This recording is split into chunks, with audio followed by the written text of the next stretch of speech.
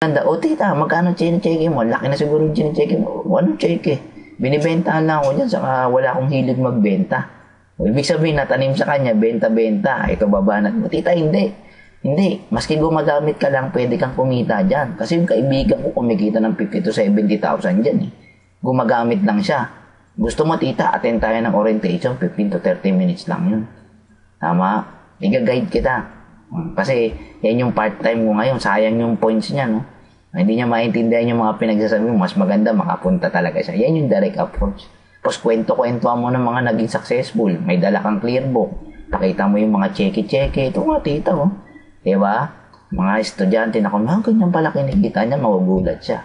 Okay? Kumbaga, doon pa lang, nagpa-practice ka na. Direct approach siya kasi positive na siya sa produkto, hindi niya lang alam yung negosyo. Or kung ayaw niya ng negosyo, ay magiging user mo pa. Okay? Second, yung pangalawa, second opinion. Ginagamit naman to sa mga super close mong mga tao like tita mo, tito mo, best friend mo, yung mga matatalinong kaibigan mo na close mo. Tama? Ang gagamit ka dito ng medyo drama ka ng konti pag nag-approach ka sa kanya.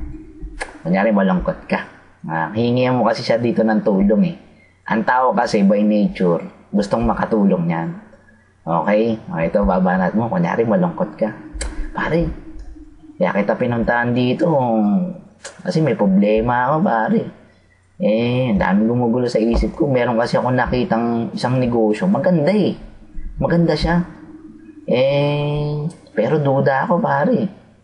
Tama, ito, minsan kasi, isip ako ng isip kung maganda ba siya. Gusto ko kasi sanang isa i-try. Pero minsan, parang ayoko. Pwede ba, pare, hingin ko yung tulong mo? Ano naman, tulong pwede kong bigay, sabi niya. Ito lang, pare, hingin ko lang yung tulong mo. Attend lang tayo ng orientation. 15 to 30 minutes lang yun. 15 to 30 minutes lang yun. Huwag kang magsasabi ng 2 oras, 1 oras, at huwag kang magsasabi ng seminar. Basta sabihin mo, orientation lang yun. Tama? Kasi pag word na seminar, alam ng tao dyan, mahaba, sobrang haba. Sabihin mo lang, 15 to 30 minutes lang na, hanggang 1 hour siguro na orientation. Tingnan mo lang, pare, pag sa tingin mo maganda, kasama ako. Pero pag sa tingin mo hindi ako sasama. Pero hindi niya alam, member ka na. Tama? Okay, yan ang second opinion approach. Okay? Kunyari, sa tita mo, pwede mong gamitin yan. Third party approach, ito naman. Kunyari, ginagamit third party approach sa mga taong nahihiya kang invite direkta. Tama? O kaya, mga taong negative. Dalawa yan. Sa mga taong nahihiya kang invite, ganyan tabanat mo. Kunyari, may trabaho siya. Kinikita niya, mga 10,000. Ito banat mo, pare. Total, may trabaho ka, no? Kasi pare, naghahanap sa opisina namin ng 5 part-timers. Pwedeng kumita ng, taasan mo maski 1,000 yung dun sa kita niya. Pwedeng kumita ng 11,000 to 15,000 a month part-time. Nakita niya, full-time siya 10,000 lang. Ang part-time 11,000. Baka, ang gawin niya, pare, baka pwede ako naman isa dun sa 5. O baka siya pa mag-alok sa'yo. Kaya kung hindi man siya mag-alok sa'yo, baka meron siyang i-refer sa'yo yung tao. Okay ba yun, guys? Okay, yung pangalawa naman, yung mga taong negative. Okay, barkada mo. Huwag niyong awayin kasi ang usual na ginagawa ng iba, mali ng iba, pag ayaw sumama, inaaway niya yung barkada. Pare, hindi na tayo magkaibigan.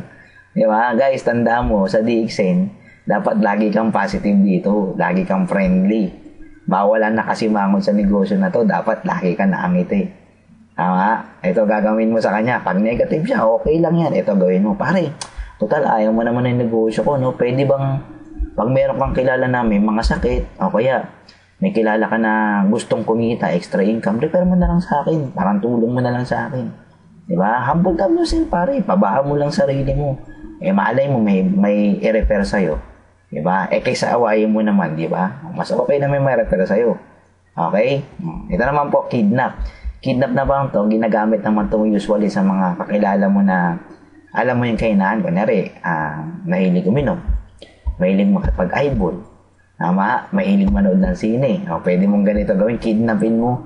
O kaya yung mga taong na-invite mo na before, pero hindi na-explain ng negosyo kasi nga ginawa mo, direct approach agad. Sabi ng apply mo, huwag mo na magkukwento, nagkwento ka agad. Kaya hindi sumama, hindi tuloy siya na-explainan. Huwag mo pa rin sukuan, kidnapin mo na lang, ganito banat mo. Pare, nood tayo sine. Yan, nood kayo ng sine. Ngayon, nung manonood na kayo ng sine, nasa mall na kayo.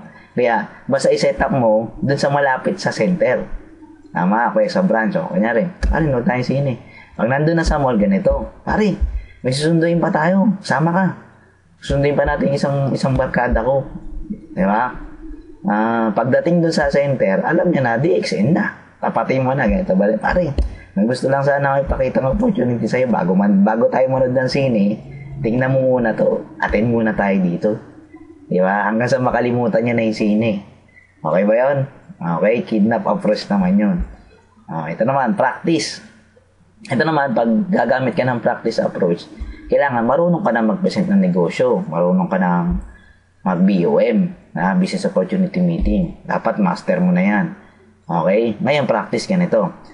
Ito, ginagamit to usual dun sa mga taong na-invite mo na hindi na-presentan din yung negosyo o kaya ayaw talaga nun, ayaw niya makinig.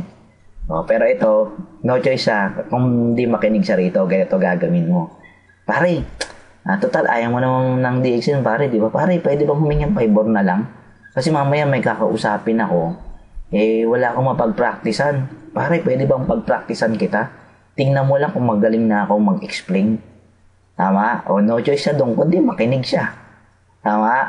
Makikinig siya kasi iniisip niya pagpa-practicean lang, hindi mo siya i-invite. Pinagpa-practicean mo siya, pakita mo ngayon lahat ng ganda ng DXN. Diba? Pag medyo sabat-sabat siya, sabi, pare, teka lang, mamaya ka na sumabat. Nag-explain pa ako, paano tayo matatapos. Pero hindi niya alam, binibigay mo na talaga siya ng normal. Ako po, ginamit ko po yan dati. Diyan po ako nagkaroon ng isang grupo ng mga estudyante sa Laguna, saka sa Olonga po. Ginamit ko yung practice approach. Effective din po yan. Ito, BCD approach. Yung BCD approach naman, kailangan niya may mga BCD ka, at least mga 5 to 10 na BCD na merong testimonial, yung extra, kaya plain Dennis, saka yung short BOM, na may konting produkto. Okay? Dun sa CD na yon. Lalagay mo sa BCD approach, ito banat mo. Kailangan, may mga ruling dyan. Unang-una dapat, title pa lang ng BCD mo, nakakainganyo na. Kumbaga, meron na agad na nakaka-arise ng curiosity. Kunyari, nakalagay dun sa title ng BCD mo, yung dala mong CD, nakalagay dun. How to become millionaire. Doon pa lang, na-arise na yung curiosity. Title na ito, How to become millionaire. Diba? Kaya bahala kung anong gusto mong title. Basta, yung title nakaka-arise ng curiosity ng tao. Tama? Kaya Millionaire Secret. Diba? Diba? Confidential. Nakalagay doon kasi confidential Iisipin nun, sasabihin mo lang naman doon, pare, confidential to. Tayong dalawa lang nakakaalam na ito. Diba? Para maging effective, napanoodin niya talaga. Kasi minsan, pag binigay mo lang, sinabi mo, DXN yan. Diba? Networking yan, di ba? Usual kasi yung mga tao, pag ganyan, walang interest.